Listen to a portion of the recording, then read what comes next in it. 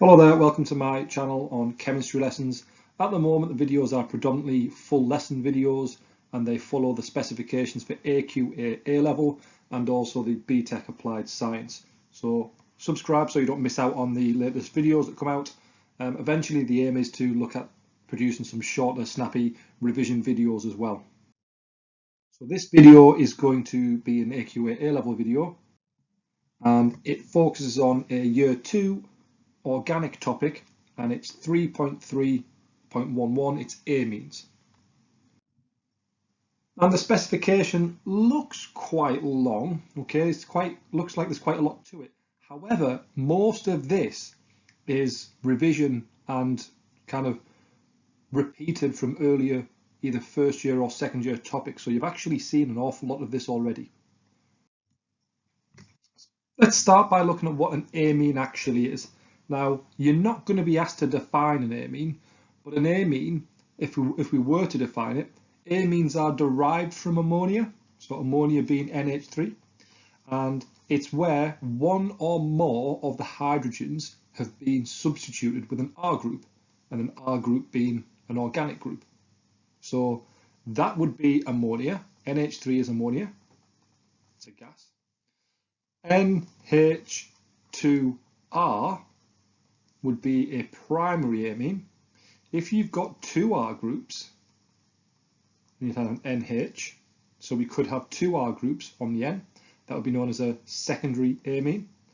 And also you could have three different R groups on the N, and that would be a tertiary amine.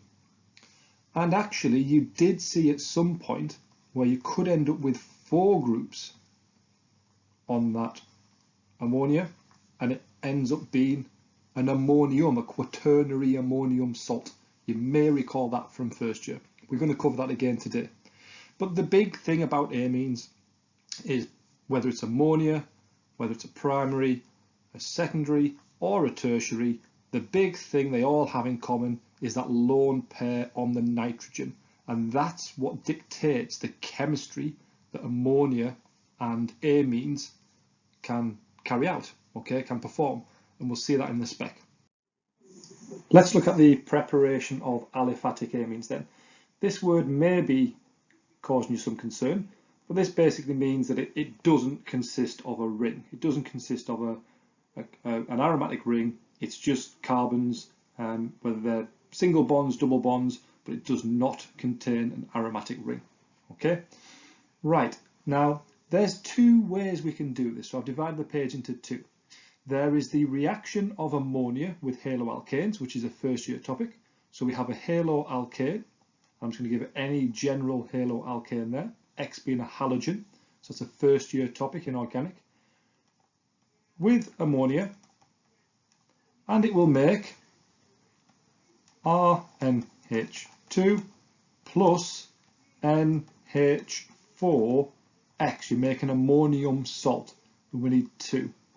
And the mechanism, you do need to know the mechanisms. I suggest you go away and have a look at this.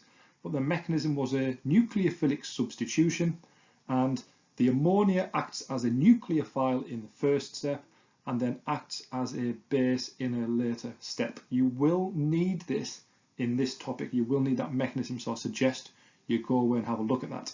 It will pop up in one of our exam questions a bit later on. The second way we can make it, which is new, is from the reduction of nitriles. So a nitrile, if we remember from first year, a nitrile is a carbon triple bonded to a nitrogen. And we can reduce that down to make a primary amine. And in doing so, balance the equation using square brackets H as a reducing agent. Okay, our reducing agent here, lithium aluminium hydride. So we do need to know the reducing agent here. Now, both of these methods will make a primary amine, but there's a big problem with this method, with the first method, because again, revision from first year, what actually happens once we make the amine, unfortunately this amine can also act as a nucleophile, and we undergo further substitution. Okay, so we undergo further substitution because this can also. So what we can get is we can end up with 2 R groups on the amine. So we can end up with a secondary amine. But then we can have the further substitution again and make a tertiary amine. And actually, you can go one step further and make a quaternary ammonium salt. So that's a problem making making amines with ammonia, is you get a mixture of products, okay? And that's very difficult to control. You can try and limit the amount of secondary, tertiary and quaternary by having an excess of ammonia. So if you have an excess of ammonia, and this ammonia is aqueous and ethanolic, again, revision from first year haloalkanes, if you have an excess of ammonia, then you will make more of the primary amine. But again, it's only more of, you will still get a mixture. So making aliphatic amines using the nucleophilic substitution of haloalkanes isn't the best method if all you want is a primary amine. This method is by far preferred if you are making a primary amine, because the primary amine is the only product you will make here. You won't make your secondary or your tertiary. Okay, quite a common exam question, that one, in the preparation of aliphatic amines, is that they will ask you to compare those two methods and expect you to know the mechanism for this one. So you might wish to go off now and remind yourself of this mechanism, okay? And you can see clearly that the NH3 acts as both a nucleophile and a base, and you should be able to recognize that in the mechanism.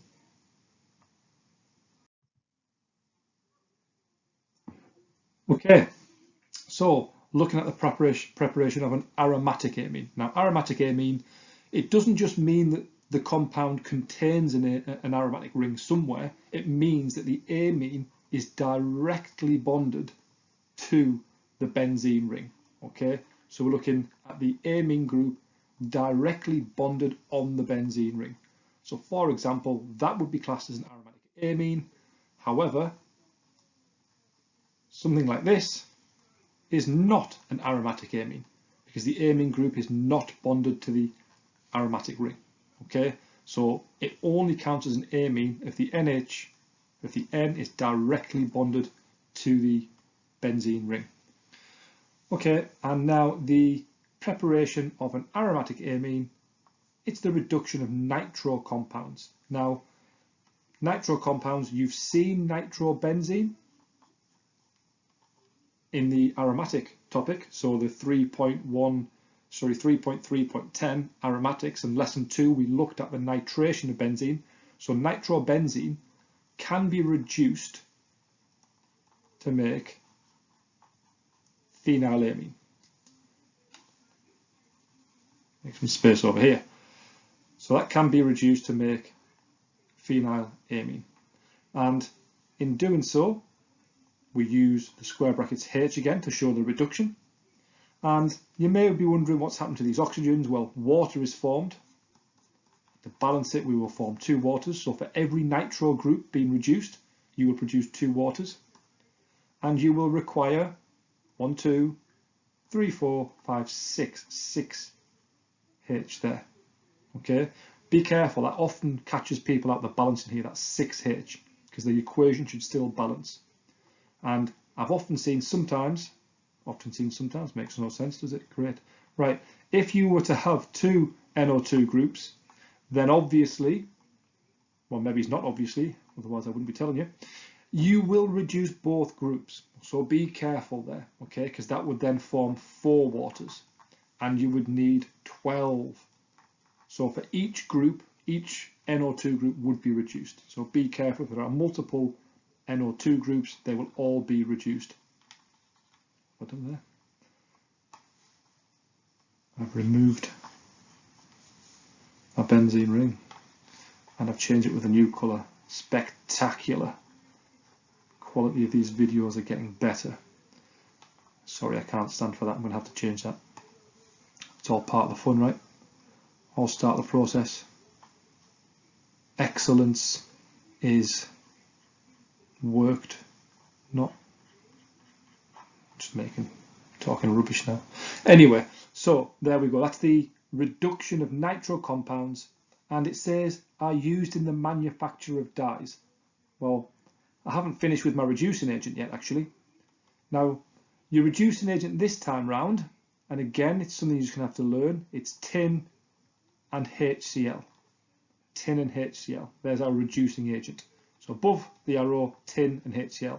Tin and HCl will reduce NO2 to NH2.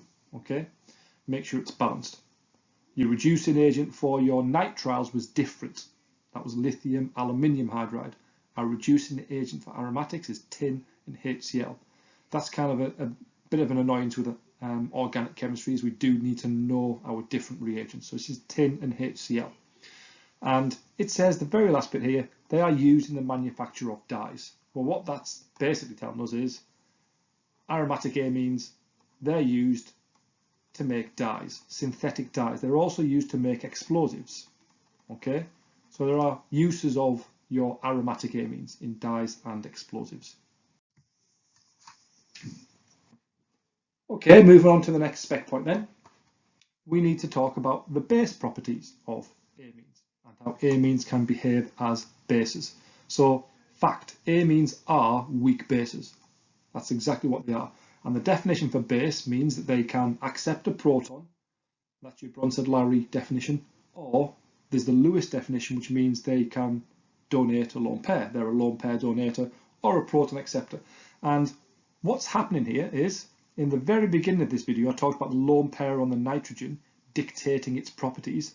And that's because that lone pair on the nitrogen can be donated, hence a lone pair donor, and it can be donated to a H+, which is showing it acting as a base. It's accepting a H+, okay, whether it's ammonia or an amine, primary amine, secondary amine, tertiary amine, that's what they do. They will act as bases. So any amine, I just take methylamine, to show it reacting with an acid, they will react with acids in acid-base reactions. Now, because it's weak, I'm going to show the reversible sign. Those of you that have studied the acids and bases topic in year 2 will be very comfortable with this. Those that haven't will become more comfortable as we move through the topics. So it's acting as a weak base, which means it's reversible, it's partially, and it will accept a proton to become NH3 plus and Cl minus. That's showing the base properties of an amine. It will make the ammonium chloride. So that's made methyl ammonium chloride. Okay, so the amine becomes an ammonium.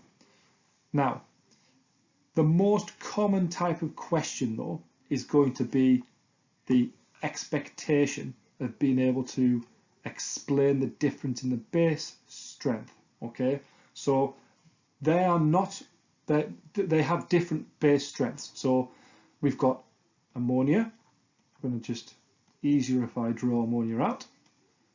There we go, there's ammonia, has a lone pair here. I'm going to draw a primary amine over here. Now, funny enough, your spec actually only wants us to talk about primary amine. So I'm going to stick with a primary amine. And then I'm also going to look at a primary aromatic. So there's an aromatic amine.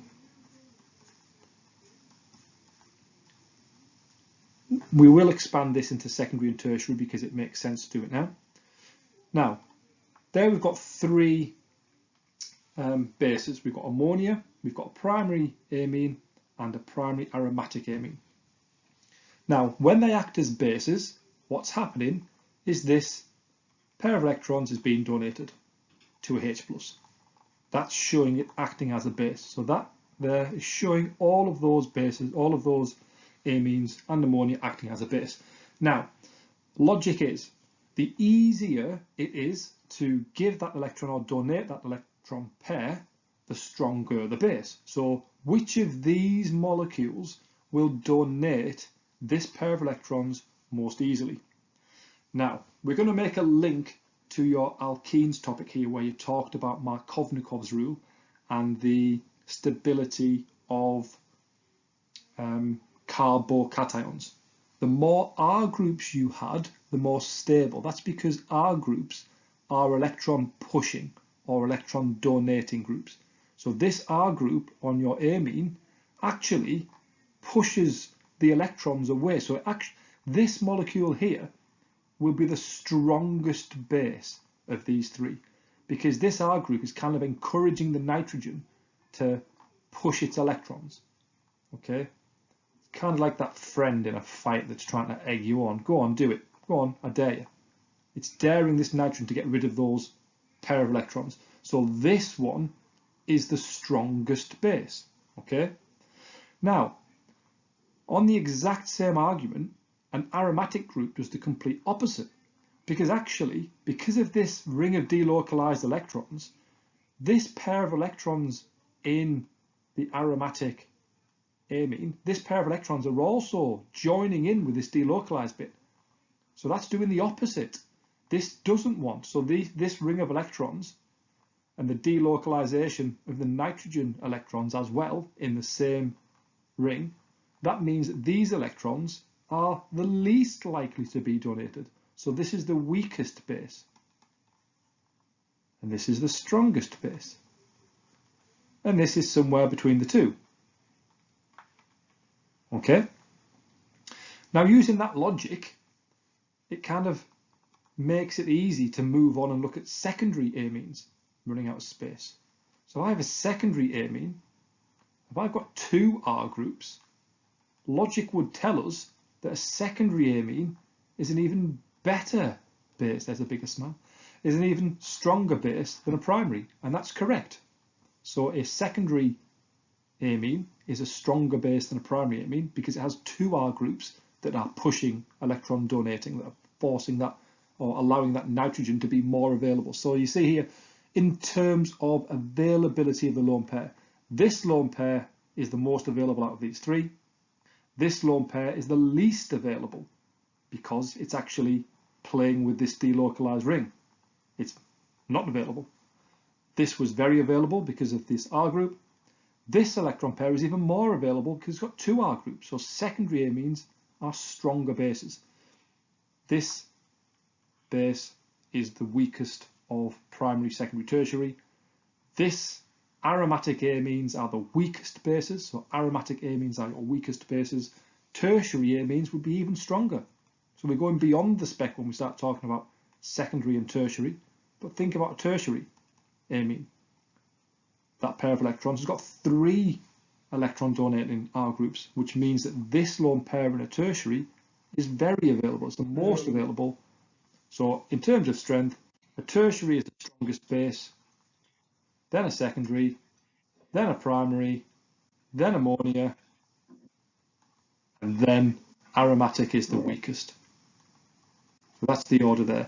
You only actually need to know the order of those three for your spec. Okay, and use the term availability of the lone pair. This lone pair is the most available because it has an R group, which is electron donating. Aromatic is the least available because the lone pair is actually delocalized in the ring as well. So we have increased delocalization, which means this lone pair is the least available and the weakest base. And ammonia sits in the middle. Don't feel sorry for it though, it has a great time. Final section then is the nucleophilic properties of amines. So just as a very quick recap, we've looked at how we make amines, aromatic and aliphatic.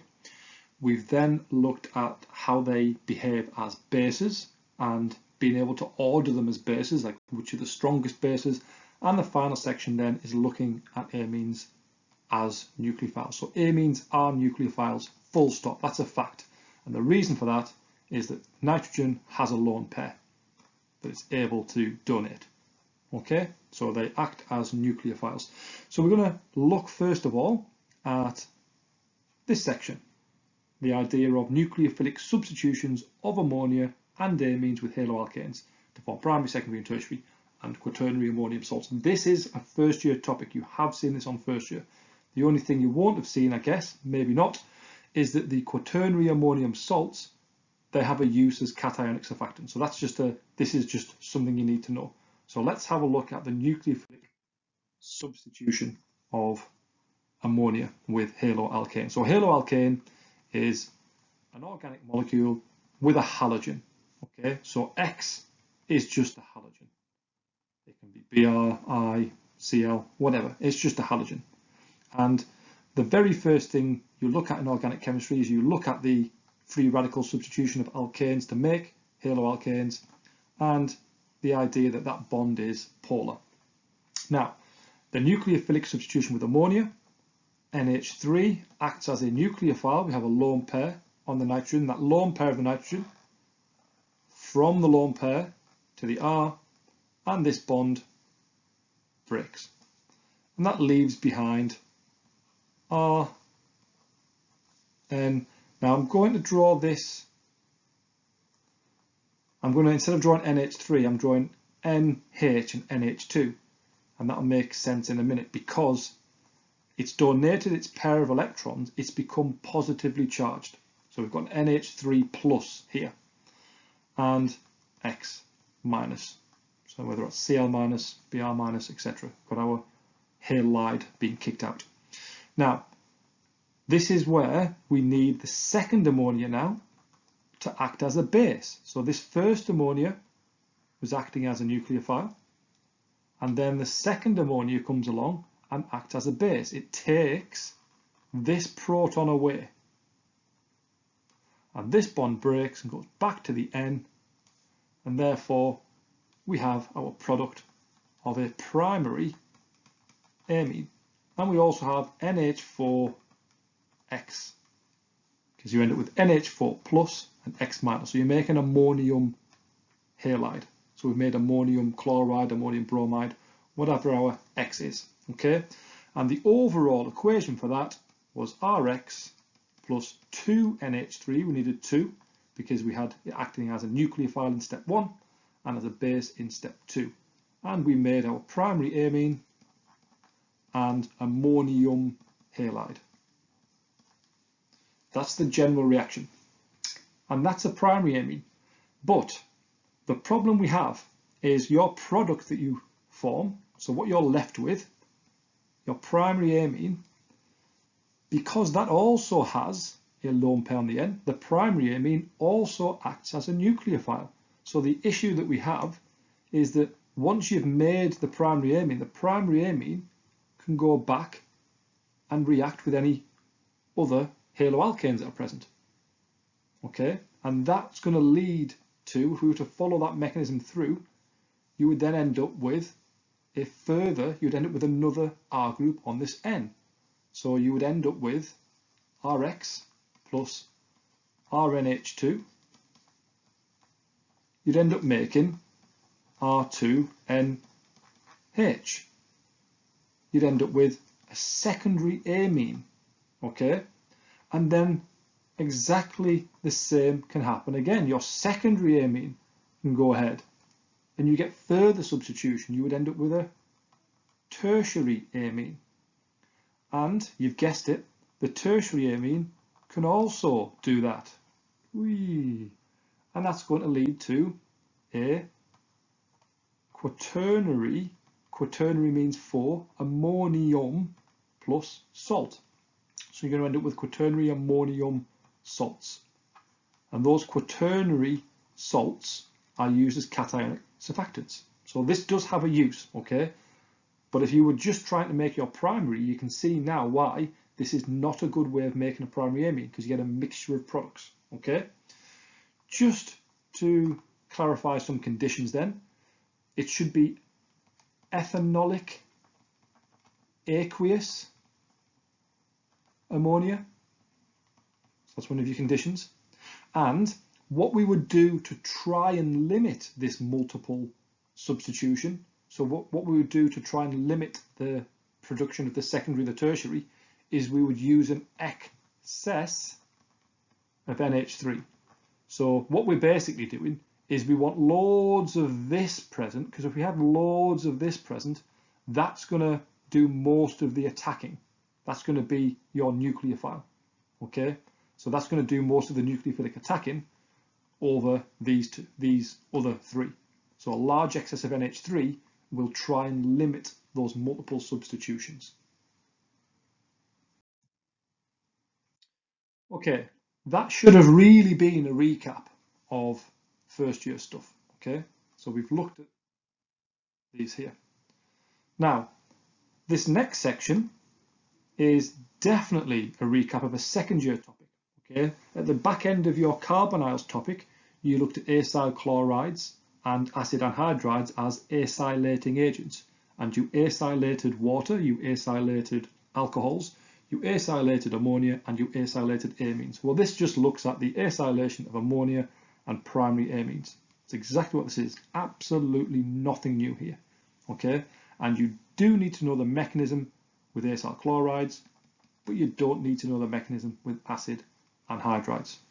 Okay, so I'm going to do the mechanism on the next slide, but I think we'll focus first of all on what's actually taking place. So you have NH3 plus an acyl chloride, it's not right, it's not RO, it's RCOCl. That's an acyl chloride. Just to remind you that an acyl chloride, it's a derivative of a carboxylic acid, and instead of OH, it's a Cl. So that's an acyl chloride. So we've got acyl chloride, and what happens is your Cl will swap places with one of the H's swaps places with the RCO. So that's what's happening, is you're swapping the RCO with a H. So you end up with HCl, and you also end up with RCONH2,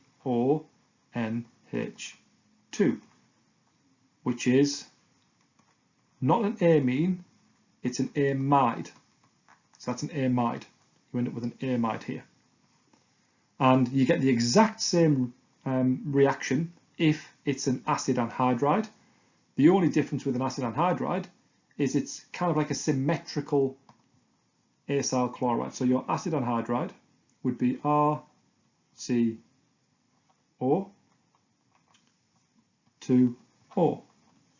Remind yourselves of what an acid anhydride looks like. It's a carboxylic acid linked together, and I think when I taught this to my class, I called it like a Siamese twin of acyl chlorides, of carboxylic acids. You've got two carboxylic acids joined together, and these two R groups will be identical. Okay, so the general formula is RCO2 because you've got these two groups here, which are the same, bonded together through an O. Okay, so that's where our general formula comes from. Let's remove this. Okay then, so let's move this to the next page. Well, actually, I'll just for completeness, I will give you an equation down the bottom. NH3 RCO2O. This time you'll still make the same product, RCONH2. You'll still make your amide, but this time instead of making HCl, you make your carboxylic acid. So we make a carboxylic acid this time. Right. If that's confusing you and you don't quite like that, there is absolutely nothing new in this topic that you didn't learn about when you did acyl chlorides or acid anhydrides. So this is purely revision of that topic. So I'm going to look at the mechanism on the next page. We only need to know the mechanism for acyl chlorides. We don't need to know the mechanism for the acid anhydride. Now, before I move on, it's worth pointing out that whether this is NH3 or RNH2, it's the same thing. You're going to get the same reaction, the same acylation taking place. The only difference will be, instead of being NH2, it will be NH with an R group stuck on the N instead of two H's. And that's then called an N-substituted amide. Okay. Mechanism for the acyl chloride. So I'm just going to use a very general acyl chloride, which is like that. And if you recall that this was a delta plus carbon, delta minus, and the lone pair on the nitrogen, it doesn't matter whether this is NH3, whether this is NH2R, so it does not matter whether this is an amine, a primary, secondary amine, or ammonia. We get the same mechanism, same reaction. So lone pair on the nitrogen, the carbon, from the double bond to the O. Look how I'm being very clear where my lines are going from, where my curly arrows start and where they're going to and from. That's going to leave me with an O minus, single bonded to a carbon, single bonded to the chlorine, and there's a new bond now that has been formed between that carbon and the nitrogen. It's got a positive charge. I'm going to draw that H bond out because I know that what my next step is going to look like. I've then got a H and I've got an R group on there as well. I'm going to move that positive charge just so I can put the R group back on. I'm going to put this R group back on, and this nitrogen is positively charged. The next step, lone pair on that oxygen goes back to reform the double bond. The chloride is eliminated, and as is one of these H's as well. So it goes from the NH bond back to the N. Okay, and the product we're left with then, we've got that double bond has reformed from up the top. The chloride has now gone. So the chloride's gone, Cl minus, and we've now left with the NH with an R group. This H has left H plus. So we've actually left with HCl as a product. So you can see where the HCl comes from. So we've got an amide and HCl. And that's known as nucleophilic addition elimination. Nucleophilic addition, because in first step, look, the nucleophile has been added in step 1. And then in step 2, we've got elimination of the chloride. Nucleophilic addition elimination. That is exactly the same as you've seen it in your acyl chlorides topic.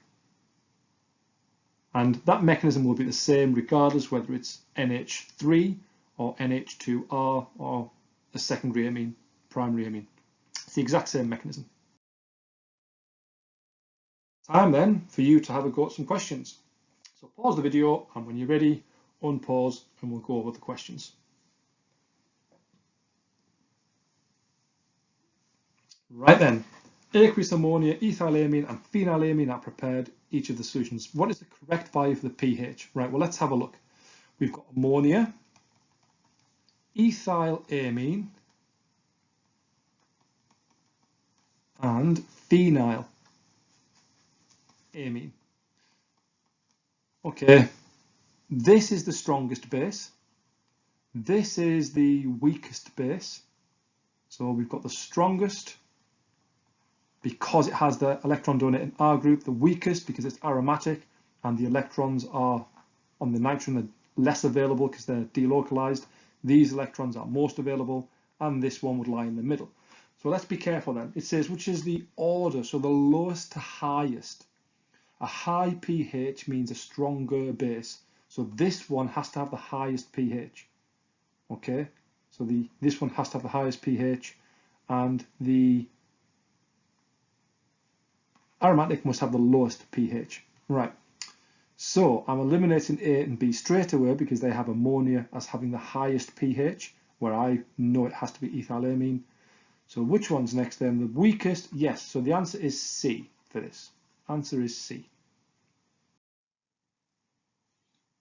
Next question. So pause the video, have a go at this question. When you're ready, unpause and we'll go through it.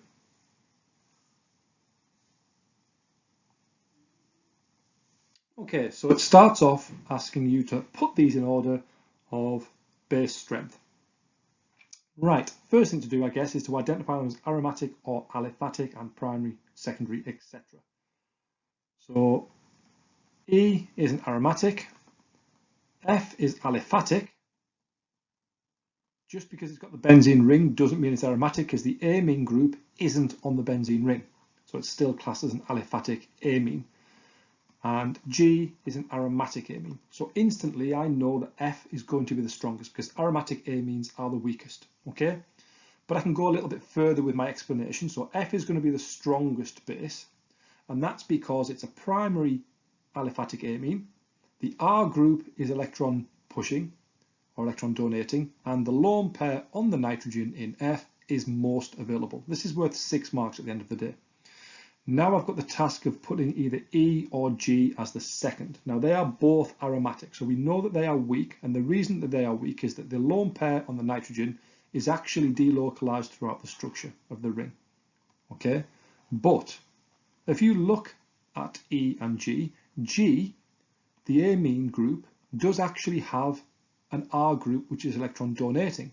So I'm going to suggest that G is the second strongest base because of the R group on the N, allowing that small electron pushing. So yes, it's aromatic. Yes, the lone pair of electrons is less available because it's delocalized, but the fact that there's an R group on G and not on E would put G as a stronger base, okay? And when you talk about your answers here, make sure you do use the terms availability. So in E, that lone pair of electrons is least available because they are delocalized throughout the structure. G would be then second because yes, it's aromatic, but it does have an R group which is electron pushing. F is not aromatic, it's an aliphatic, and it has an R group which is electron pushing or electron donating, meaning that the lone pair on the nitrogen in F is most available. Question B is actually very tricky, so well done if you've managed to get to the end of this route, okay? Because we want to get from methyl benzene, which is this, and we want to get to benzene ring with the amine group. So we're actually adding something here and an amine group, okay? In fact, I've drawn that wrong because I've not drawn enough carbons. It's carbon, carbon, then the NH2, okay? I've missed off a carbon group. So we're actually adding a carbon and an NH2. They have given you some hints by telling you it's 2 intermediates, so you can't just go there in one big leap. You've got to do 2 reactions, okay? Now, it might help to work back over a little bit, okay? Because you know that this is an aliphatic amine, hopefully. And you can make an aliphatic amine either from a nitrile or what can we make it from? A nitrile or a haloalkane. Sorry, lost my mind there. Or a haloalkane. So it either needs to be a haloalkane or it needs to be a nitrile. Now, if the problem is that we need this carbon here, so we need to add a carbon at some point, okay? So we need to add a carbon. Now, the only way we can add an extra carbon to our chain is nitrile, okay? So we're going to need nitrile. So there's 2 intermediates. So actually, we need an extra step. So that's only one of our intermediates. So I'm suggesting, and that's why this is quite tricky because it isn't straightforward, I'm suggesting that perhaps we make it from a nitrile, because then we can make this amine from a nitrile using a reducing agent, lithium aluminium hydride, and we would have to make a haloalkane first for this one, and then we can use nucleophilic substitution with a cyanide. So this involves a lot of organic chemistry here. This isn't just amines. The only bit that's amines is our final section. So this would require free radical. So step 1 is going to require UV light and chlorine or bromine. I'm going to go with chlorine because that's the one that we've revised. So I'm going to put chlorine in there. So step 1 is the free radical substitution involving chlorine and UV light to make this intermediate, and we've identified the intermediate.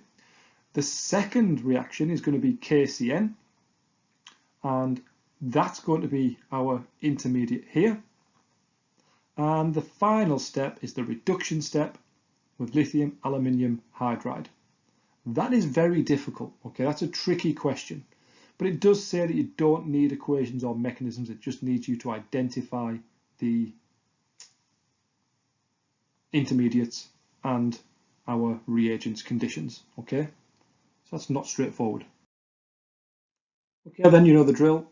When you're ready, pause the video, and once you've answered your question, play it and we'll go through it. So this is 4, 5, 6, 11. So you're looking at somewhere between 10 and 15 minutes.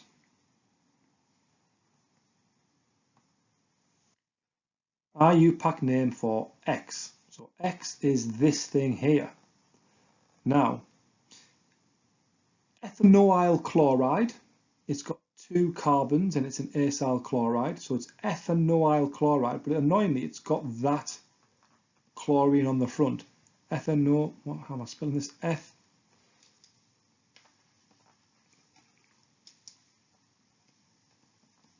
Ethanoyl chloride. But there's a chlorine, so chloro. You could call it 2-chloro, but that's not necessary because as soon as it's ethanoyl chloride, that chlorine can't be anywhere else because we can't put it here. So chloroethanoyl chloride. Mechanism for step 1, and we can just use RNH2 instead of having to draw out the full thing, which is good. Okay, so this is just checking our knowledge and understanding of this nucleophilic addition elimination. So what's going to happen? Let's draw out our acyl chloride, CH2Cl, and they're telling us we can just use NH2 or RNH2. Lone pair on the N, attacks the C, double bond breaks to the O minus Cl, and I'm going to clearly draw an NH bond because I'm aware of what's going to happen next, because that's now got a positive charge on it. CH2Cl. So this lone pair then comes down and reforms the double bond. The bond between the C and Cl breaks, and likewise the bond between the N and the H breaks and goes back to the N. So that leaves us with HCl as a product, but our organic product, there it is there.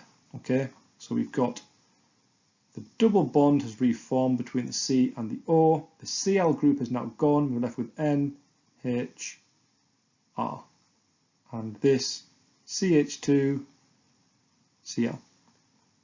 So our R group then was just all of this. That's our R group there.